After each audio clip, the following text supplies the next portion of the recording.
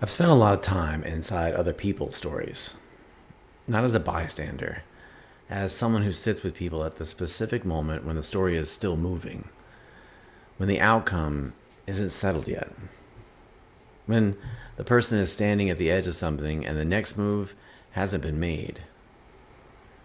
And after enough time doing that work, after enough conversations, enough interviews, enough late recordings where someone said something true out loud for the first time, I've started to notice something about the moment just before someone tries again. It's not the trying that matters most. It's the breath before it. The pause where the outcome is still unknown, where the person hasn't decided yet, where something in them is still weighing the cost of moving against the cost of staying still. That pause is where the whole story lives. Not in the attempt, not in the outcome. In the moment before, when everything is still possible, even the outcome you're afraid of, and the person moves anyway. I used to think that moment was about courage. The longer I do this work, the more I think it's about something quieter than that. Last week, my son taught me something about that pause. He's 5, and he's been wearing a long sleeve swim shirt at the pool since he was old enough to be in the water. Partly for sun protection, partly because it was just his. The thing he wore. The thing that felt safe and familiar, and his. He's older now, and the shirt gets cold when it's wet. We could see him shivering a little at the edge of the pool. Other kids his age were swimming without one. We asked if he wanted to take it off, and he simply replied he didn't want to. Not upset about it, didn't cry, didn't make it a big thing. Just a quiet, clear 5-year-old no. And something in how he said it told me this wasn't really about the shirt. So I didn't push. I sat down next to him, and I told him it was okay. There was nothing to be embarrassed about. And if he took it off and wanted it back on, he could have it back. No conditions, no performance required. And I tried to do the one thing that I think matters most in that kind of moment. I tried to honor what he was feeling without making it smaller than it was, without brushing past it toward the outcome I thought would be good for him, without turning his hesitation into a problem to be solved. Because here's what I've learned from sitting inside other people's stories. The feeling underneath the hesitation is never the obstacle. It's the whole thing. It's the information the moment is trying to give you if you're willing to stay with it long enough to hear it. He looked at me for a second, and then he took the shirt off.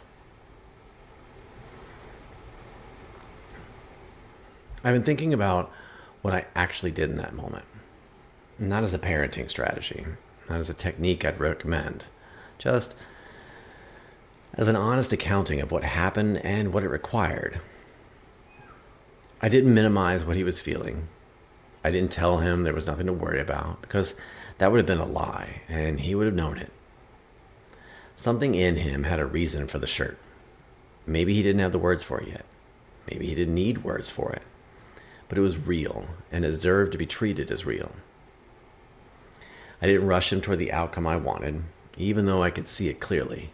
Could see that he'd be warmer without it, more comfortable, freer in the water. Even though I was pretty sure he'd be okay, the certainty I had about the outcome didn't give me the right to skip past the uncertainty about it. And I didn't make him perform the attempt.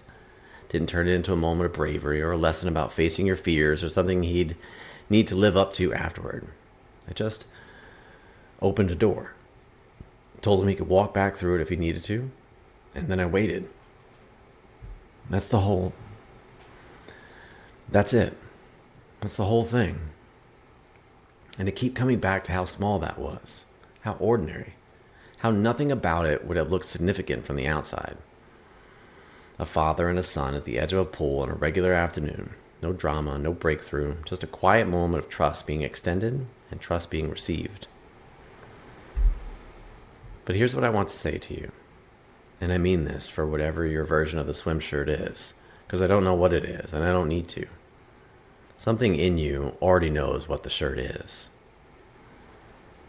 The thing you've been wearing that used to feel like protection and now just makes you cold, the familiar weight of it, the way it's become so much a part of how you move through the world that you've stopped noticing it's there, that part deserves to be honored.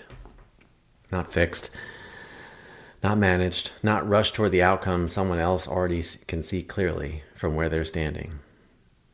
Just honored, sat with, given a door and it can walk back through if it needs to.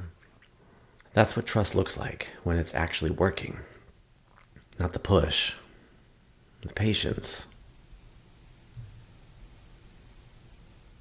The next day, he was sitting in his pajamas before dinner. No shirt. Just his 5-year-old self, comfortable in his own skin, not making anything of it, not performing the confidence, not looking around to see if anyone noticed, just sitting there the way you sit somewhere when it finally feels like yours. I didn't say anything. I just smiled to myself and let the moment be exactly what it was. Because some things don't need to be named to be real. Some arrivals are so quiet and so complete that the kindest thing you can do is just receive them. Let them land without turning them into a lesson or a milestone or something to point to later and say, see, I knew you could do it. He didn't need that from me. He just needed the room to get there on his own terms. And I think that's what I keep coming back to in all of this. The trying again that actually lasts. The kind that becomes permanent. That becomes just the way you move through the world. It almost never looks like a breakthrough. It looks like a kid in his pajamas before dinner who just isn't wearing a shirt anymore. Ordinary, unhurried, completely his. That's the version of trying again I trust. Not the dramatic turn. Not the dramatic return. Not the announced decision. Not the performance of courage. Just the quiet morning when you notice the thing that used to feel like too much doesn't anymore.